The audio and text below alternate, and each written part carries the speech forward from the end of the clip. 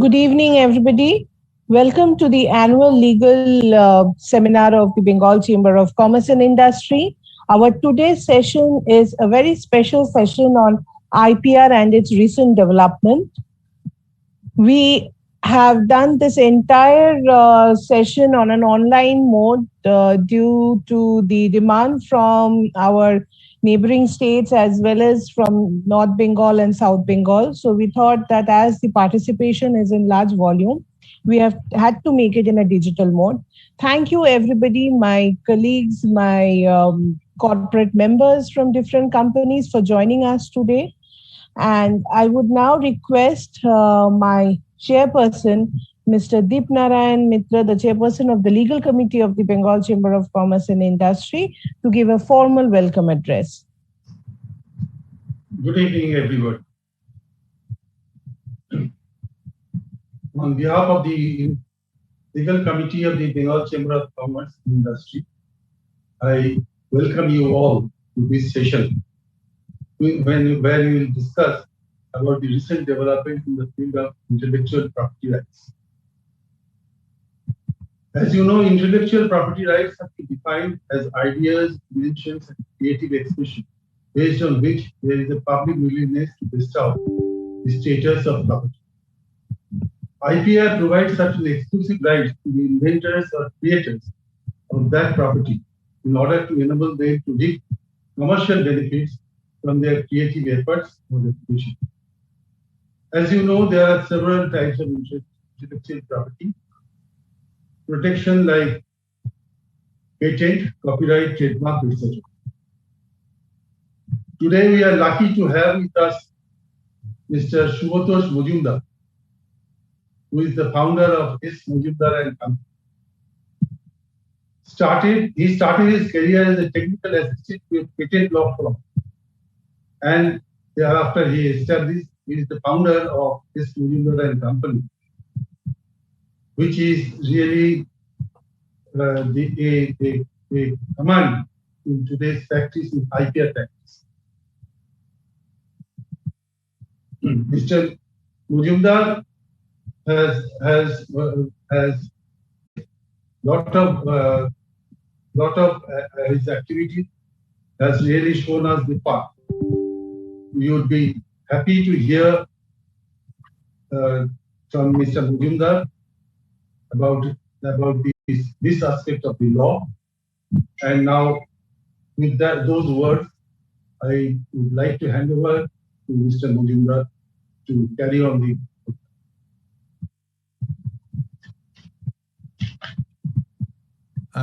Thank you, Mr. Mitro. Thank you for your kind words. So I had checked with Tukanna, and just to get a hang of the cross section of the panelists today here. So good evening to all of you who are today. I can't see any of them here as of now. So good evening to all of you, and thank you for joining this session. So today we'll be discussing about intellectual property and how it has developed, the current changes, to the extent it's relevant for the purpose of this session or this program. And then through question and answers we'll evolve, because in 45 minutes we can't take a deep dive. So it will be mostly general and touching about the various facets, just to introduce, because I understand there are quite a few students who will be there. And there would be general lawyers who may not be specializing in IP, and those in IP, of course, for them, it will sound a bit basic, but having regard to the broader cross-section or the broader section of the panel here, I would go at a medium scale, I should say. And then depending in the question answers, if there are questions, we can address those. So I would request my colleague Deepro to kindly put the slides so we can start with that. That's a better medium rather than reading a paper and just going above description. So it's basically a summary on intellectual property rights and developments in 2023. And of course, 2023 doesn't come from the sky, so we'll have some background to that. And some developments were preceded by the changes in laws and changes in system, etc. So as all of you, or some of you, or few of you would know, that intellectual property is a family. And it has multiple facets, and each of the facets are very diverse, and some of them would have very different parameters, but they still fit into the family of intellectual property by definition. And as most of you would know, that we are part of most of the international clubs, and we have signed most of the treaties. So what you see here is based on the GATT, which you know, and then TRIPS. So this obliges India to have protecting mechanisms for all these IPs. And today India is compliant with the TRIPS, and we have these laws in place and systems in place.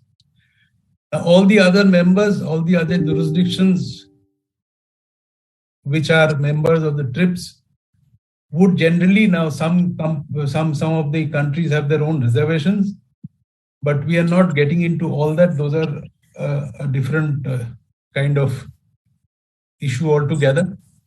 So for the present, we have a Patents Act 1970. Now, Patents Act 1970 would generally go to indicate that we had our first patent law in 1970, which is not correct. Our history goes to the 19th century, 1856, from where a protection system started. Then we had a first formal law in 1911 in India, which came into effect in 1912. So we can all see that we have a patent system which is more than a century old, and the law has been amended time to time. 70 was a major amendment, so that's our new Patent Act, and over that several small changes have been made, and all the TRIPS compliant changes have been incorporated in this 1970 Act as far as the patents are concerned. Designs Act also came in 1911. It was a common law of Patents and Designs Act, and they were split when the 1970 Act of Patents came, and it's continued as Designs Act 1911. And in 2000, the design component of the Designs Act 1911 became Designs Act 2000. Trademarks Act, we first had the Trademarks Act in 1940, which came into effect in 1942. And then the next amendment came in 1958. And in 1990, we had the last amendment. And thereafter, some amendments came in the law from time to time. Now, a question may be asked that did we have or did we not have any protection system for trademarks prior to 1940? Now, the answer is that we had a protection system by way of common law rights. Now, I'll deal with common law rights. I'll talk about common law rights slightly later once we have taken you through the various facets of the intellectual property.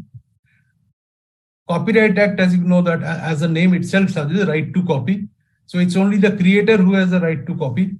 And the Copyright Act covers, again, several multifacets, sub-facets, which are literary work, artistic works, musical work, etc., cinematographic work, etc.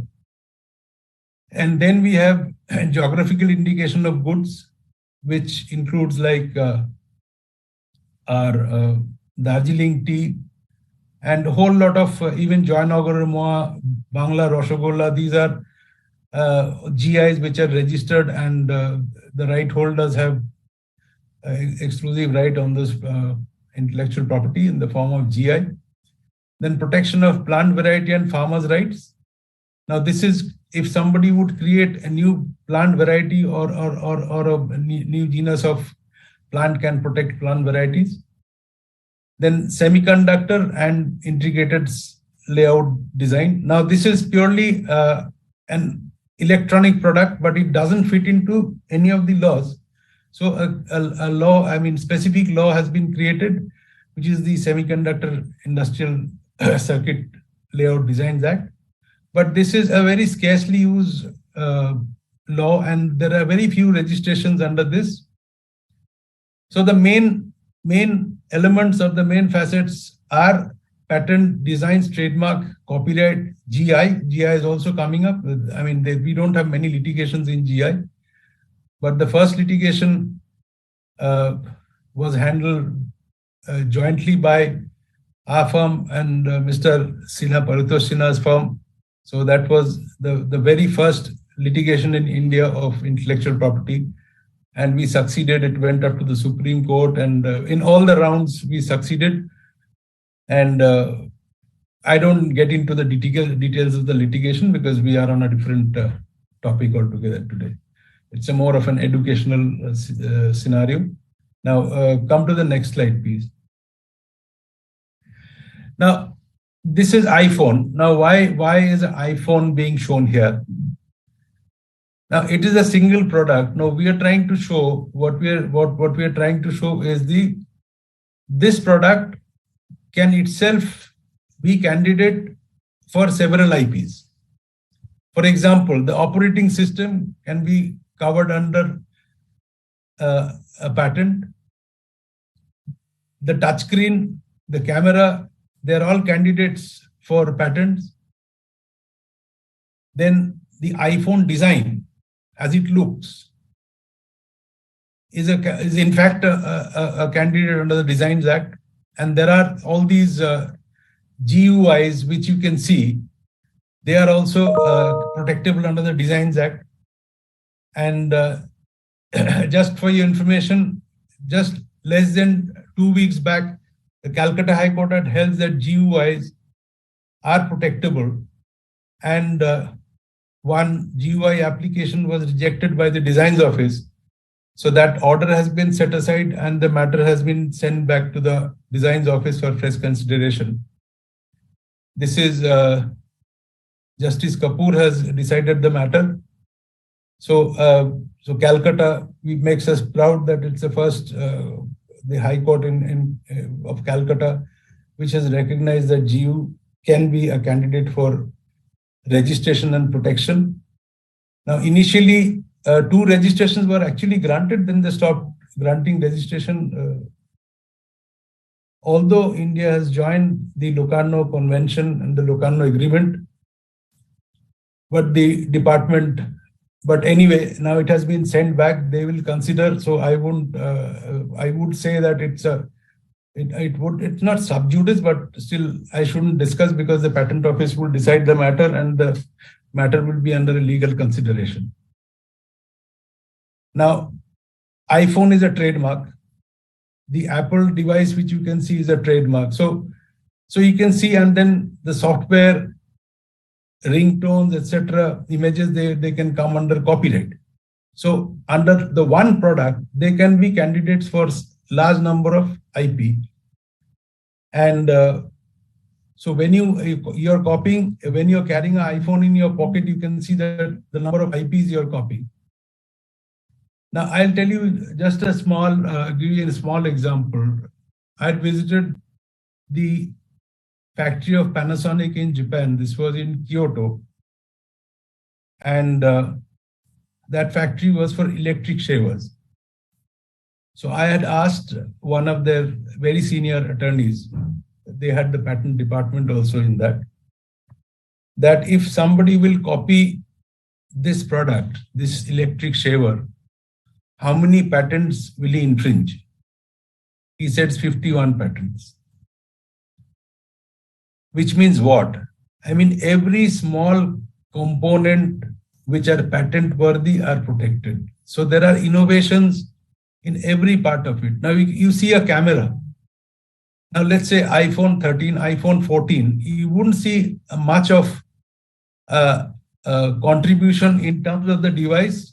There would be software updates from time to time. But a major chunk of the attention of the buyers is on the camera, the quality of photographs.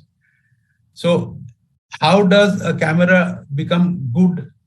How is a camera more efficient? It's the result of research. So when it's the result of research, and then when they get a better product, they would not like others to do the same thing, make the same thing. And they apply for patent, and several patents are captured or are registered for different aspects, for multiple innovative contributions with respect to the camera alone, and there are other components also.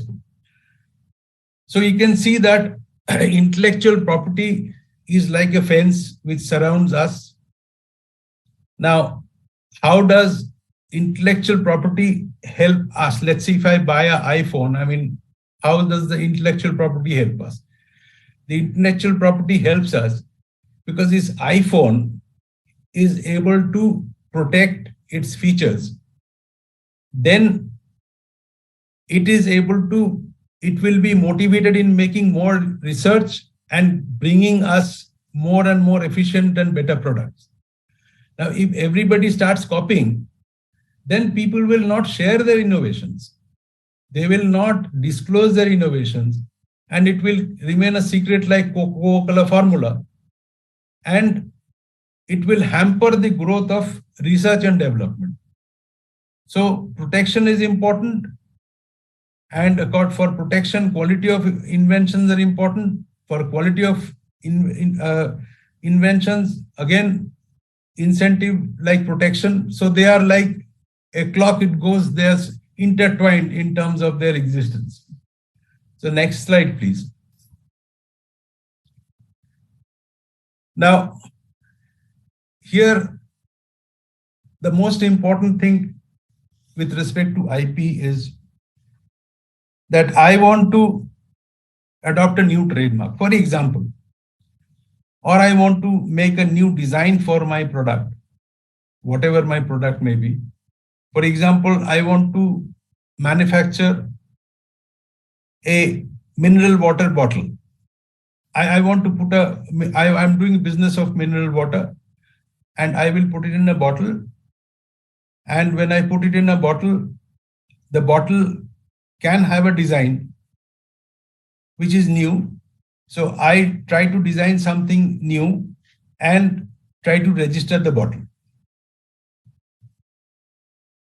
But what is most important, while I create a new design, I can say that I have created something, but I do not know that while I create it, my creation may be very similar to something which exists.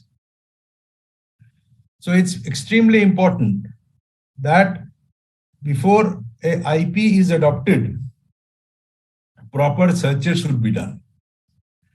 And that will avoid a large chunk of litigation. Now, I can tell you that 30% of trademark litigations are due to the reason that people do not properly check or do searches before launching a product or adopting a trademark. So this search is required for any of these IPs, for any of the facets of the IPs. And for this, there are several databases from which you can find out that what are registered. For example, if I want to register the design of a bottle or want to adopt the design of a bottle, the bottle comes to my mind because I can see a bottle in front of me here. Now, it has a design it's covered by a label. For example, here we can see some part of a design. Now, I can apply for a search in the designs office with different views of the product from different sides and request a search. A search report will come because under the Designs Act, I am not allowed to go to the records of the registry of earlier designs which are not registered, are not in public domain. So the search is essential. And if you have done an official search And if you are found to infringe, it's possible because designs office did not do a search properly. So in case of an infringement action, you will not be clamped with damages. That's very important because the court will find that you have done your due diligence and that is the best you could have done. The court does not grant you damages, although the court cannot allow you to use the same design which is registered at a prior point of time by somebody else. So the court will injunct you but not grant damages. So it's extremely important that searches should be done. And there are different databases, paid databases. These days, currently, free databases are going away, but Google has a patent database, patent search, which is extremely efficient and has loaded with a lot of information. So there are large number of databases, and these searches are very, very specialized activities, and there are people who are dedicated to these activities, and they do such work on professional basis. So let's say I say that international brands, they are launched and a large number of due diligence. So in other words, a prior art search is a due diligence which must be done, and that would help us avoid litigation, expensive litigation, and loss of our efforts in terms of, let us say, I sell a product for 2 years and put all my efforts and make the trademarks, like maybe it gains some popularity, and if it is injuncted, firstly, there is loss of face in the market, and secondly, a lot of initiative is lost. Please move to the next slide, please. Now, TRIPS agreement. I'll quickly, Dipro, can you help me? Can you take me through, take us through Sir, sir, sorry to interrupt. In the meantime, there is a feedback from one of our participants saying that is there any kind of CPC procedure to be followed by the court? CPC, yes. I mean, infringement actions are based on CPC and the Consent Act. Now, let us say if a trademark infringement action has to be filed, it has to be on the basis of CPC and the relevant provision, section 34 of the Trademarks Act. Now, let us say when an injunction is granted, interim injunction, that is order 39, rule 1 and 2. So they work together. I mean, the engine is this CPC, while the actual software or the tool is the concerned law. So the base is CPC. So CPC is the, I mean, essential vehicle of the litigation. Yes. No. So Dipro, could you please quickly take us through this TRIPS agreement, because I think we are already close to 6:30. Yeah, the TRIPS agreement was effective from January 1995. This agreement is known as the foundation basis, which was introduced to bring a minimum standard throughout the world, where certain basic principles and certain basic scopes, advantages should be given equally to all member countries who were signatories to this agreement. So TRIPS establishes the minimum standards for the availability, scope, and use of all the 7 forms of intellectual property, whether it may be copyrights, trademarks, geographical indication designs, patents, layout designs, and other undisclosed information, which may be trade secrets. It also spells out limitations and exceptions in order to balance out the interests of the intellectual property with other areas such as public health and economic development. Furthermore, it brings out the concept of national treatment, which means treating nationals and foreigners equally, as well as most favored nation equal treatment for nationals of all trading partners within the World Trade Organization scheme. This also further mandates certain civil, criminal, and other administrative actions which needs to be incorporated in the laws. And all the member countries are slowly and steadily have implemented this in their particular intellectual property rights, which are presently in force.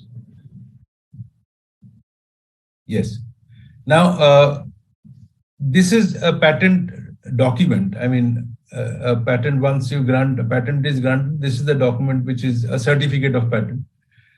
Now, so as you can see there on the slide, that it's essentially a grant by sovereign or state to a person giving exclusive right. So you get an exclusive right for your invention to make, use, exercise, vend, which means that you alone can use that. You can make that, you can exercise that, you can vend that for a limited period, which is 20 years in India for patents. It used to be 14 years, but after India signed the TRIPS, it is at par with the international time period, which is 20 years. And in exchange, the inventor is required to disclose the invention in the patent specification so that after the expiry of the monopoly, that is 20 years, others can make use of the same invention. So it's a quid pro quo. And that is why the patents are granted.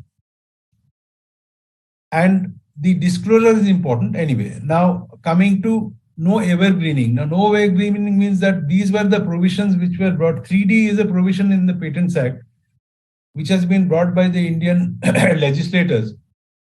The provision was there, but it was amended in 2005, having regard to curb monopoly in the area of pharmaceuticals by way of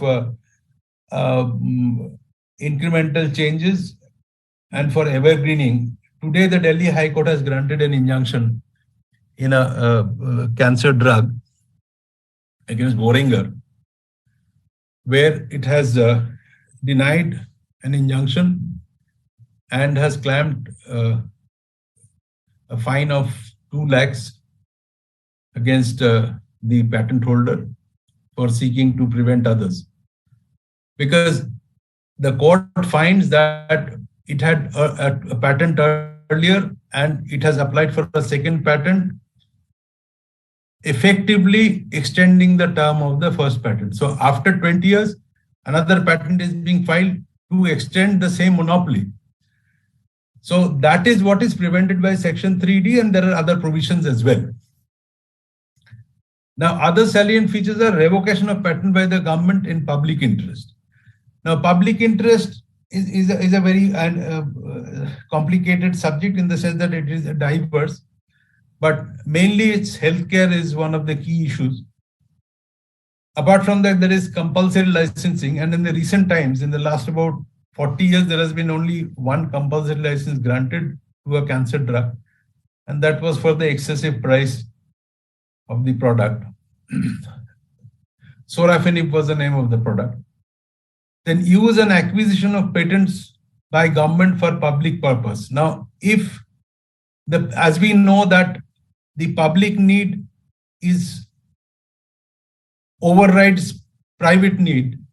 So if the government considers it necessary to acquire an invention in public interest, it has the right to do so. Like properties can be acquired by government in public interest on payment of compensation. Likewise, it can be done for IP. Now, Bowler provision is something which Bowler is the name of a person. So it's come from the American law primarily, where making of a product by the non-patentee, which is the person who is not the patent holder, for the purpose of research. So to encourage research, I can use your invention for experimental purposes to see that what you have done. And then I can try and improve on that. And where required, I will offer you license fees, etc. And then I can also apply for my own patent. So that is the Bowler provision. And I can also make and sell the product for the research, maybe in other countries. So that is also allowed by this law, and this is being taken advantage, particularly in the pharmaceutical field. Then next one. Dipro, I don't think this is a particular provision with Section 3. Now, I think we will not be able to cover most of the other things if we try to read out. And designs, as we have already said, that shape and configuration in 2 or 3 dimensional, it's a term of 10 years, while we were discussing in general.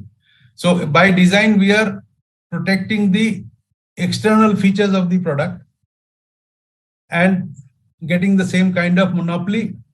And it is also open to cancellation on the basis of prior registration, on the basis of prior publication of the same right, very much like patents. Next one, please. So these are the products, let's say, external features. Now there are different kind of chairs. Now these are examples of different chairs. Now you can design a new chair and protect it under the Designs Act. And in fact, the chairs you see, I mean, there are large number of similar chairs for which designs have been registered, and the people enjoy monopoly. Next one. Dipro, please do this part.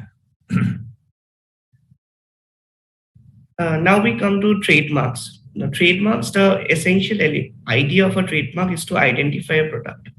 It is often said that the role of a trademark is to be a source identifier. Now, to understand what is a trademark, it is basically clarified that a mark can be several elements. It may be a device, brand, headings, label, ticket. It may be several ingredients which will be implemented in a product. Like there's a signature of a person, maybe which is very unique, maybe a packaging of gems, which has the identifier of gems. So if someone wants to purchase a confectionery, which has a similar element, they have choices between gems, they have choices between Skittles and etc. So the product the person wants, they would get by identifying the name of the particular product, which is the brand of the product. So here we can narrow it down to Cadbury gems. Similarly, let's say if someone wishes to buy a product of a coffee, they may go to Starbucks. And without even use of the word Starbucks, it is also possible that even the logo itself is so distinctive that a person can see the logo and decide that this is a Starbucks product, or this is a Cafe Coffee Day product, or some other particular gentleman product.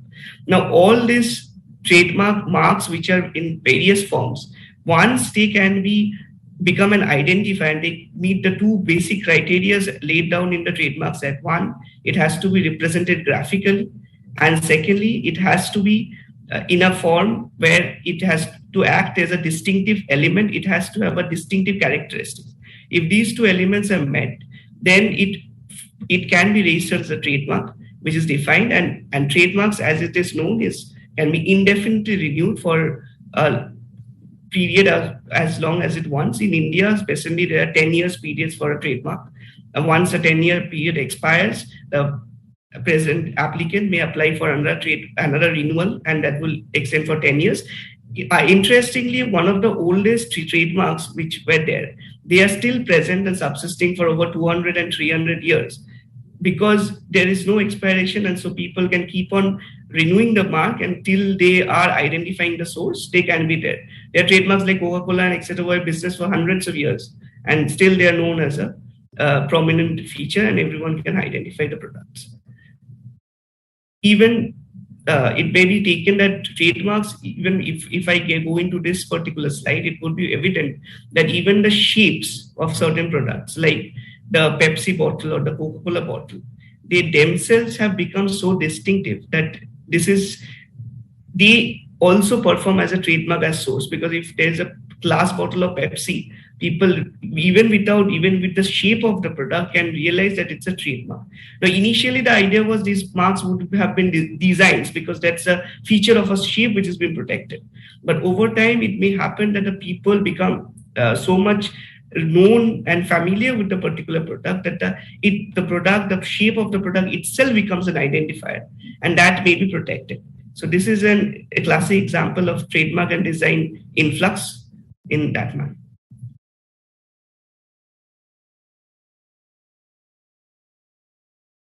Fine. So you can take this through accordingly. I mean, same way. Okay. Once you finish this, then. Okay. Now we come to the next part, which is copyrights.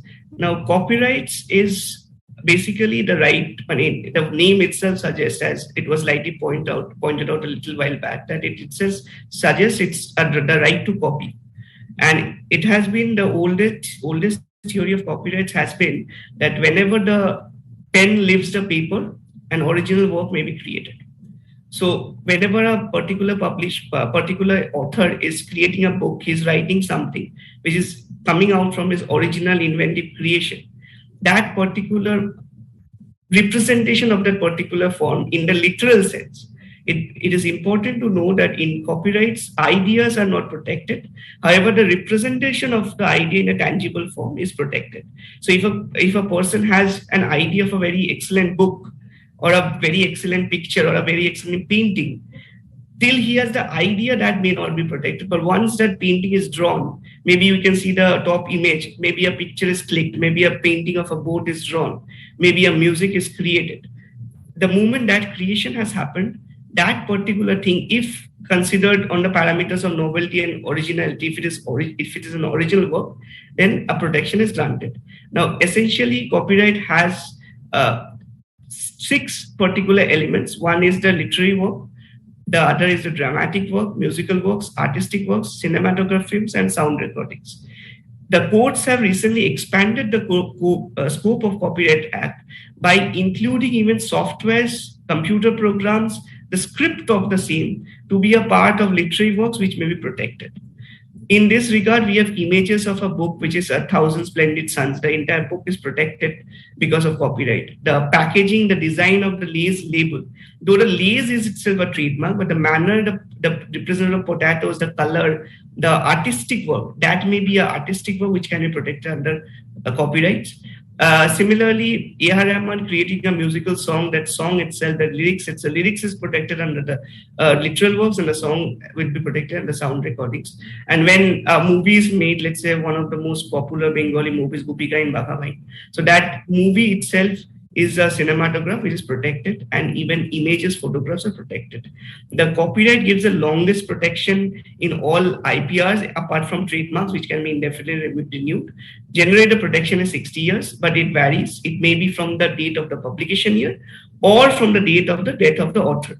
One of the most essential elements we all know is when one of our great poets, Rabindranath Tagore, his works were recently, after completion of 60 years from his passing away, were made open to the public. However, that was a very controversial issue where people wanted it to be protected in the manner it is there.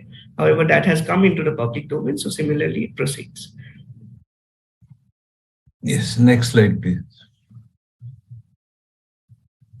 Fine, so take them through the GI stuff also. Okay. In GI is basically comes from one of the most interesting GI issues has been 2 examples which I may cite in the starting. One is champagne and one is basmati. Initially, champagne is a specific area in Europe where that particular product originates from. And basmati, we all know, is an South Asian product which originates from this area. It's a form of rice. Now, initially, why I'm giving these 2 examples? Because over time, when products became more convenient, where technologies became more accessible, things could be grown out of their place. And though the originality of the product is not there, but it is possible in the present time that basmati rice, the seeds of the rice is transplanted to America and maybe grown in some soil in America, maybe in Mexico or some other places. Similarly, the champagne producing plants or the manufacturing system that may be brought to India and may be manufactured there. What happens in this situation is this, that the authentic part gets lost. Like if today we want a Nagpuri orange, people believe that there has to be, the orange has to come from Nagpur. However, it may be possible that the orange has never come from Nagpur. There is no origination of Nagpur. Now, when scientific researches were made into this area, it was found out that the climate and the geography of a particular area plays a role in determining how a product tastes or a product is made or has some specific features. Also, it has been expanded into a new genre. One of them is our very own Bangla Rasgulla, which we had fortunately, I had a little opportunity to assist sir in this particular case itself, where we had opportunity to protect the rights of the government on Bangla Rasgulla. Now, so this particular recipe, which is one of the unique traditions of West Bengal, now, if it is manufactured in any other states or any other area, the authenticness of Bengal won't be there. So that is exactly the idea which GI protects. Similarly for Darjeeling tea or Assam tea, wherever it comes, should come from there. So GI in this manner is basically it is a sign which is used to indicate a geographical location. However, the Act has made a very interesting difference. The difference which the Act has made between a trademark and a GI is that a GI is not applied by an individual. A trademark may be applied by any individual who wants to protect his rights and protect his names. But GI has to essentially come from a collection. There is a specific definition where a particular organization, maybe a government body, like most of Bangla Rasgulla, they are there with a government body, who then particularly gives permission to specific shops in the state to produce this. In return, they are given the logo, which is protected, and that logo can be applied on the product itself. That is the conception of GI. And some popular GIs, as we know or may be aware right now, is obviously Darjeeling tea, Bangla Rasgulla, Kanchipuram silk sari, Lakshman Bhog, then Malda's Fazli, then Coorg orange, Muga silk, and also the Tirupati Laddu, which is also depicted in one of these images, the third one, which is the Tirupati Laddu. That is also a particular thing which is protected under GI. And this also, the idea of GI, as it is narrated here, that it is used to protect the traditional methods of manufacturing, as well as to protect the certain reputation and distinctive features which may be there in a particular geographical locality or country. I think let's skip the semiconductor. I think I very broadly covered because this is complex, and then if somebody is interested, we can separately discuss. Otherwise, I think Mr. Mitro, tell us, or when should we get into the question hour session? Because Sukarna had mentioned yes. that. So you may continue because there are many questions which has come up. Okay. But this is interesting also. We would like to hear from you and then go to questions. Okay, so these different facets, Dipro will take through, and then finally, before the questions, the general discussions I'll take, and then we'll proceed to the questions. Okay, sir. Okay, now we come to plant varieties. Now, plant varieties the idea is to protect a specific plant variety which has three essential criteria. One, it has to be a distinct plant variety, it has to be uniform, and it has to be stable. Now, the idea for protecting plant varieties is, it may be given an example, I may again state, it is known to the consumers that there are more than 1,000 varieties of rice. There is also, it is known to the consumer, some of them, that there is a bank in Norway where the idea is to save seeds. There is also one in Iceland, if I'm not wrong, where the idea is to save seeds of varieties so that in case there is a particular disease or something where the crops are destroyed, those seeds may be used to overcome that particular situation. Then we also know about the green revolution where hybrid varieties of seeds whose yields have increased. So all these factors have led to a new particular genre of IP, where it has been found that someone who has researched and found out a new plant variety or maybe developed a plant variety through hybrid, maybe through mixing two varieties or in that manner, that may be protected. So that is exactly what plant varieties does. And the protection in this case is varied. It depends from 7 years. It goes on depending on what type of plants are there, what is being protected. So that is what plant varieties deal with. Then now we come to the question of IPR enforcement. Now, enforcement in India has basically been divided into three parts. One is on civil actions, criminal actions, and administrative actions.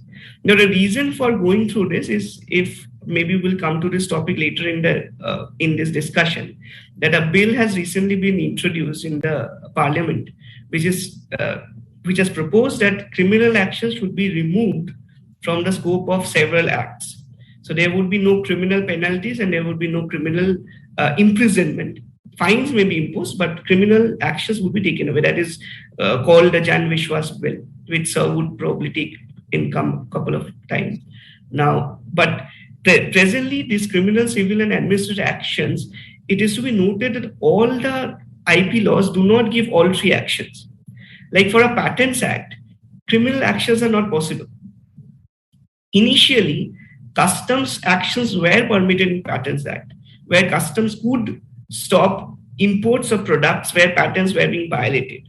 However, it led to a situation where products which were dicey and they were not exactly innovative products, they were also stopped from entering the Indian market. This led into several litigations, and finally now it's appended that customs do not stop import of patented products, or they do not check on the ground of patents. So the only remedy which you have is essentially for patents is civil actions. Now, civil actions may be in the form of injunctions, it may be form of damages, it may be form of handing over the profits which a person has done. And it may also direct delivery of products and all such things. However, this is the same case also in the case of designs. However, designs may still be protected under Customs Act, but in criminal remedies are not given in designs. However, the remaining IPs, which may be trademarks, copyright, GI, plant varieties, semiconductors, they do have a criminal provision. However, for very specific areas, not for all. It is specified in certain kind of offences only a criminal action may be taken. It's not that any particular person, if a violation has happened and they can rush to file an FIR and etc. However, the present proceeding in the present situation is that whenever a copyright is or maybe a trademark is encroached upon, the question is whether how the encroachment has happened, and to determine it and then decide accordingly which route needs to be taken upon. And if there is need for search and seizure, then we have orders for Anton Peeler and all other things, which is the wide categories of this IPR enforcement.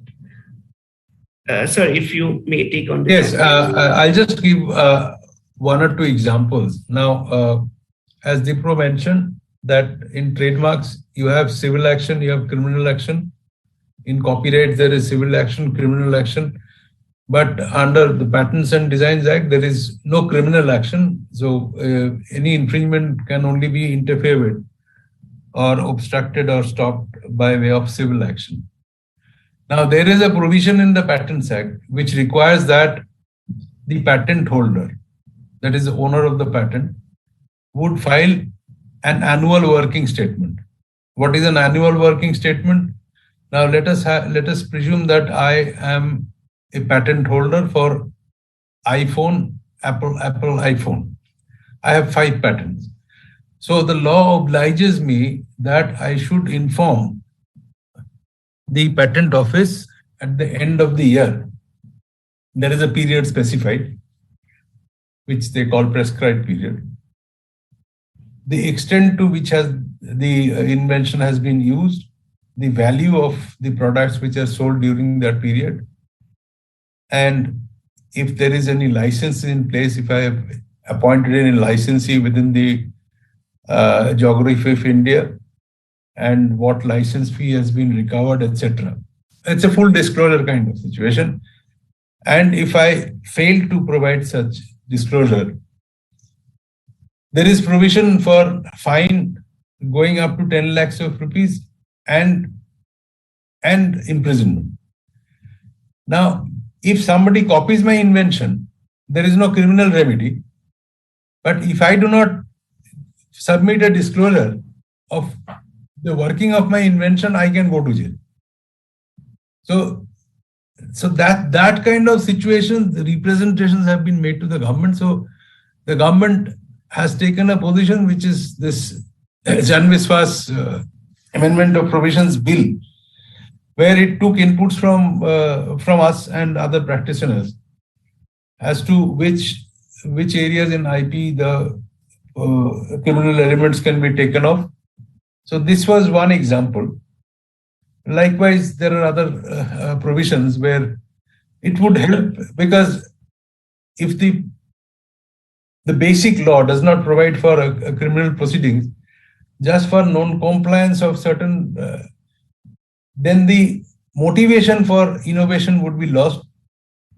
Innovation may be made, but people will not disclose their invention, and the information will not travel to public domain. So let us see what when the act comes, and we'll be able to see that what changes have been brought in. And then I think we will now have the question answer session, or what else is there, Dipro? So we have some examples right now which were left for the question hour session basically. So we may proceed. The examples are of trademark or maybe what amounts to deceptive similarity, how confusion happens. So those examples. So I think we can run through that. Okay. There may be questions on this. Sir, yes. Then do we place the audience question first, and then we can go to Poritor sir for another round of interaction? Yeah. Let us go ahead with the question answers. So the first question is that in regard to transition from customary mode to contemporary mode, we can see that there has been a number of refinement on the concept of the IPR. Can there be any possibility of its positive as well as negative outcomes in the emerging products in the competitive society in pertinence with the conversion of the ideas and knowledge into wealth for the social good? See, firstly, any monopoly is not seen as something which is good for the nation. I mean, like we have a law which is for anti-monopoly. I mean, if you look at the Anti-Monopoly Act, there is a specific provision. There is only a exclusion for intellectual property. Otherwise, the nation or the legislations are not in favor of monopoly. So it's against monopoly. We have the Competition Commission. So who would favor competition and prevent monopolies, but not in IP? So IP, that balance has to be there. Now, what is good and bad for the society? Now, IP is a compromise. If you stop innovation, there would be competition, but the quality of the products will never grow. Now, why should somebody invent a new medicine if he is not given protection? Now, there are several medicines. I'll give you the example of one medicine which is for blood pressure, which is Lipitor. Lipitor is a product of Pfizer. That product had an annual turnover only in the US of $12 billion annual turnover, which is the annual turnover of several companies added together. So that money would come only for the protection of the IPR. Now Lipitor market has gone and they are trying to protect it through brands and telling people don't buy the other brands, buy this brand. But they won't be able to, they have not been able to protect that after the expiry of the patent regime. So the patent regime is the main obstructor as far as the IPs are concerned.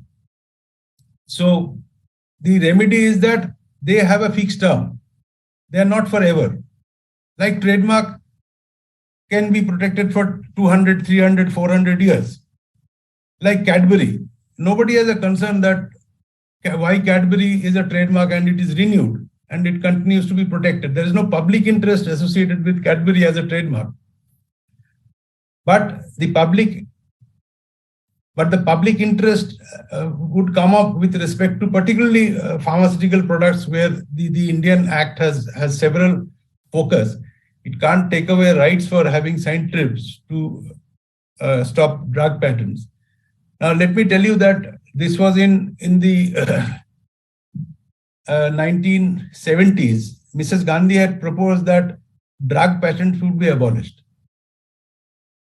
And in tune with that, the term of the patent for drug patents was made to 5 years from the date of grant of patent or 7 years from the date of application, whichever is higher.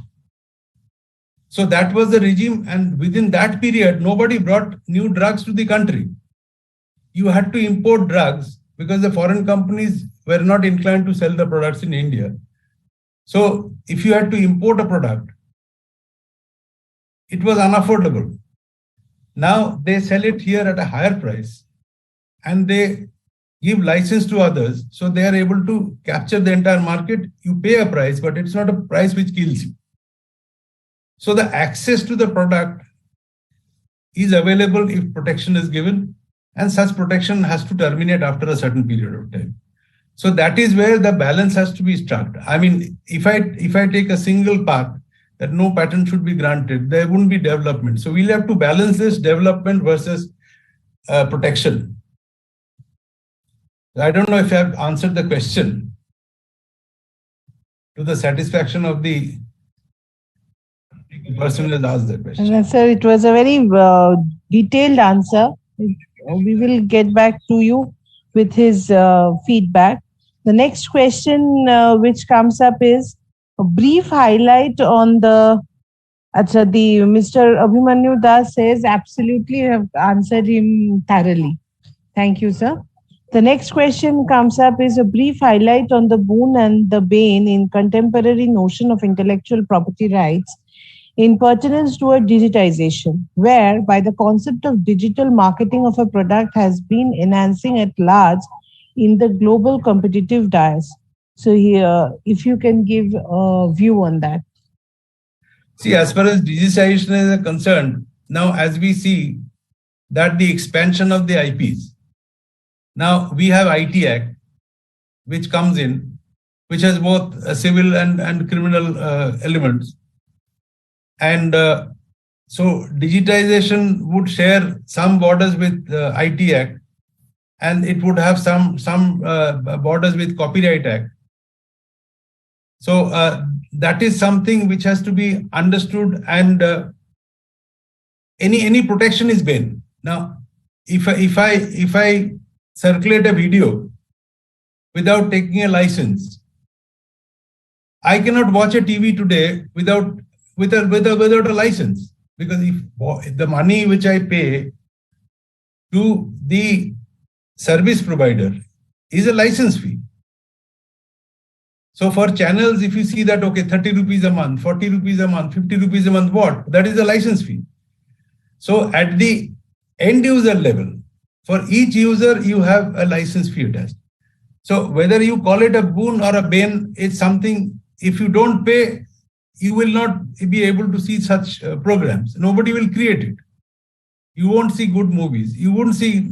So that balance has to be tracked. I mean, creativity will stop if you are not paying the creators. Now, let us say you expect somebody to sing for you.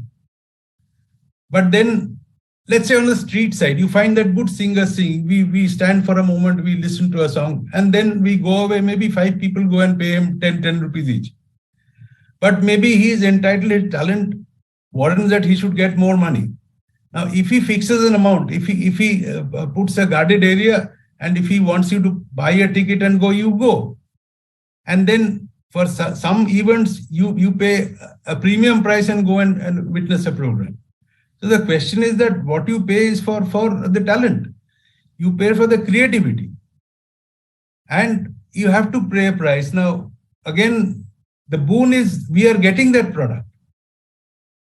The bane is that we have to pay for that. Now, we have to, if bane is pain, yes, the pain has to be there if there is relief by way of good music or good innovation. Now, digitization, as a matter of fact, is a product of creativity. What would you digitize? You would digitize something which has some worth.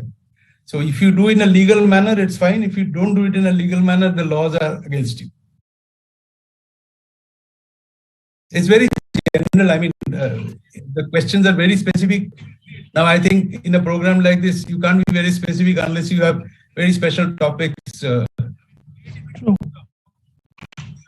So the next question which has come up is how far Bowler provision is implemented now in regard to patent litigation?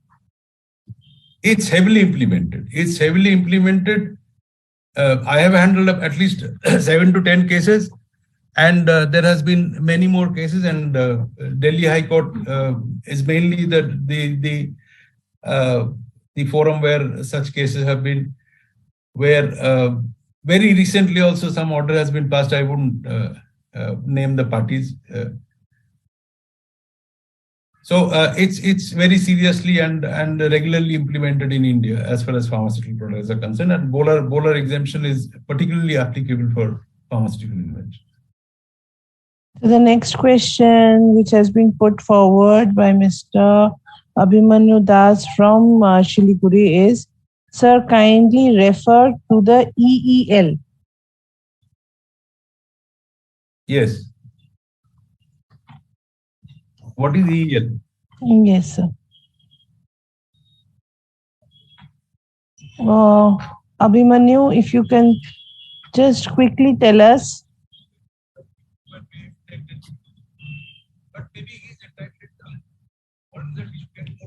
Is Abhimanyu online?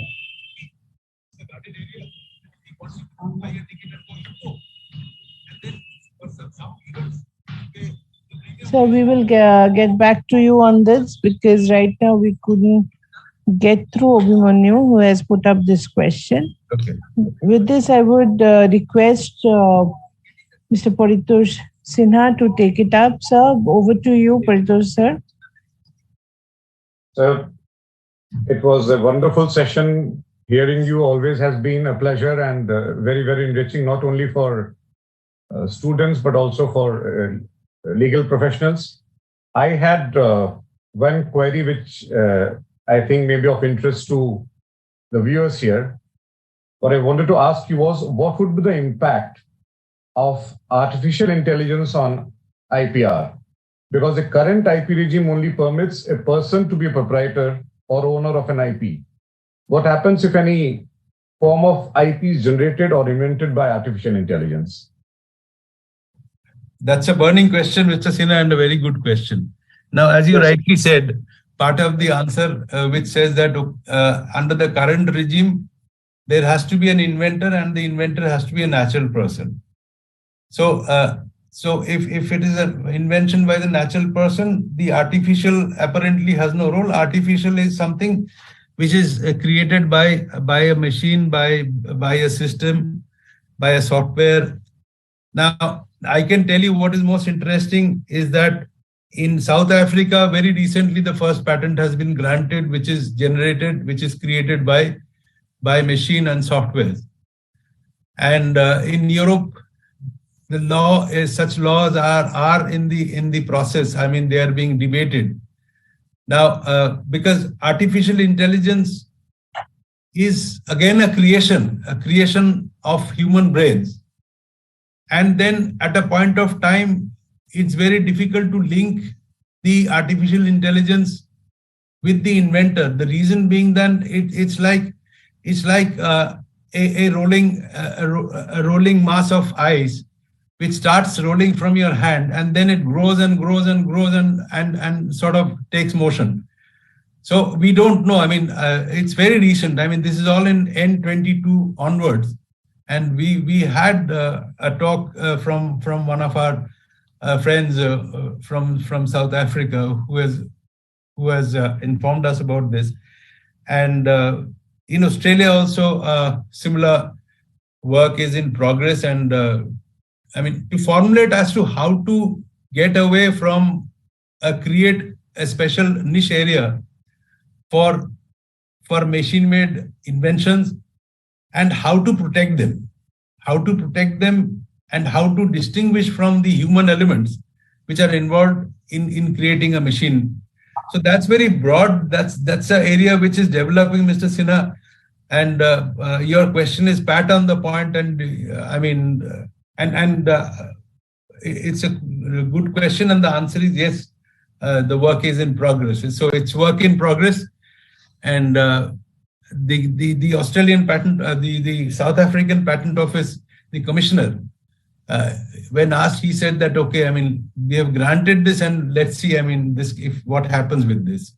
So it's left to gather again the public opinion. If there's challenge before the court will be forced to take a position, because if a patent has been granted, if a patent has to be revoked or not to be revoked, the court has to go into the question.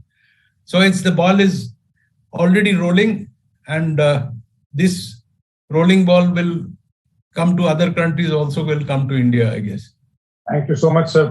I'm having some problem with my video links. Over to you, Shukanna, for the concluding part. Thank you so much, sir. It has been a 1 hour, very impactful and interesting session. We learned a lot. We would now request Deepnarayan sir, if you have any views, if you want to share, then after that we will go to the formal vote of thanks. Only thing the time becomes very short. There are many things to be asked, many aspects to be known, to be understood, but could be done. Some other day, some other occasion. Let us wait for them. Thank you, sir. My pleasure. Thank you. Now, I would like to place a formal vote of thanks on behalf of the entire committee of the Bengal Chamber of Commerce and Industry and the legal committee of Bengal Chamber. We extend our gratitude to Mr. Subhatosh Majumdar for taking out time from his busy schedule and grace this occasion. Thank you so much, sir, for your valuable deliberation and your inputs. It was really an engaging session. Today in this platform, we heard about IPR and its recent development. The IP system aims to establish an environment wherein creativity and innovation may thrive by striking the correct balance between the interest of the inventors and the larger public interest. And the Bengal Chambers committee members and our corporate members are very much thankful to Mr. Subhatosh Majumdar for explaining us the things in a detailed manner, but in such a crisp way. Thank you so much once again. We thank our partners without whose support this initiative wouldn't have been possible. We thank our partner, Victor Moses and Company, advocate, solicitor, and trademark attorney. Sanderson and Morgan's advocate and solicitor, and Sinha and Company advocate for supporting us in organizing the program. We thank all our participants who attended this program through various digital platforms of Bengal Chamber. We also thank our participants who have joined from both South Bengal and North Bengal. Thank you so much for making this session so productive and useful. With this, we come to the end of this today's session. Thank you and good night to you all. Thank you. Thank you very much. Thank you, sir. Good night.